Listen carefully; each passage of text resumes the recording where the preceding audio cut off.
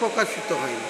কবে কোথায় পোল হবে, কবে নির্বাচন হবে, কবে মনোনয়নের ডিএম অফিসগুলোয় গিয়ে মনোনয়ন সাবমিট করা, সেসব শিডিউল আসতে দিন, তারপরে সেক্ষেত্রে এসে গেলে আপনি নির্দল হয়ে দাঁড়াতে পারেন? সম্ভাবনা প্রবল। দল তো আপনার বিরুদ্ধে কোনো রকম ব্যবস্থাও নিতে পারে, সেক্ষেত্রে নিশ্চয়ই নিতে পারে, আমি ওর জন্য তৈরি আছি। বিজেপিতে যাবেন আপনি? কোথাও যাব না।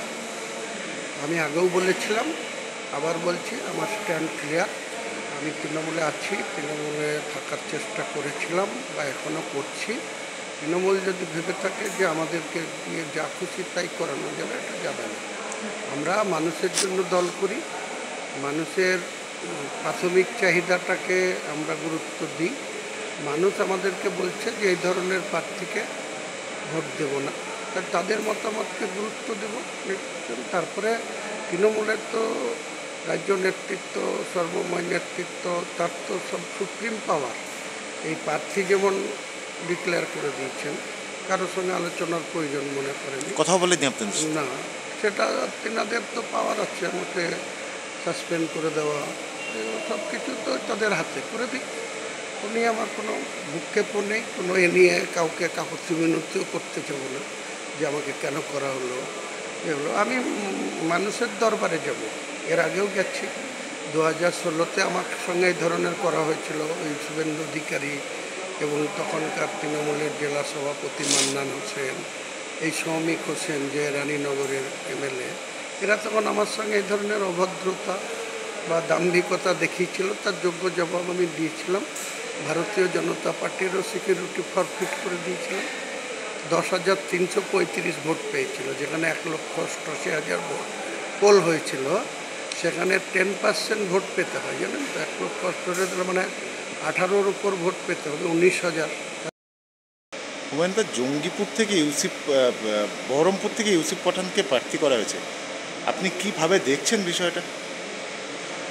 আমি প্রাথমিকভাবে কিছু বলিনি, পরে একদিন ভেবে দেখলাম যে মুর্শিদাবাদের রাজনৈতিক সচেতন জনগণ বা ভোটার, তারা এটা ভালোভাবে নিচ্ছে না।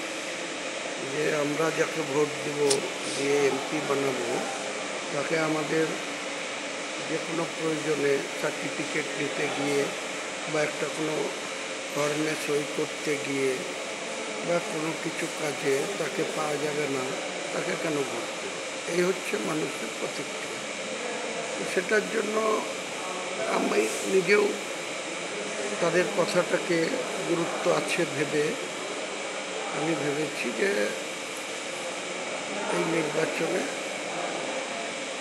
যারা প্রতিদ্বন্দ্বিতা করবে তারা তাদের নিজের নিজের দায়িত্ব করবে। আমি অন্ততপক্ষে সেই সঙ্গে জনতা পার্টি আর তৃণমূলের প্রার্থী ছিল সভাধিপতি, ওই জেলার এক্স সভাধিপতি সিদ্দিকা বেগম, তারও হয়েছে ভোট 14,631। আর আমি টেবিল চিহ্ন নিয়ে রেজিনগরের মানুষ আমাকে 74,210 ভোট দিয়েছিল। আগামী দিনে আমি নির্দলে কি ভোট পাই, আমার কি জনসমর্থন আছে, এটা আমি যাচাই করব। মানুষ আমাকে ভালোবাসে কতটা, আমাদের কতটা নেতা মানে, সেটা তো যাচাই করারও, তাই করব।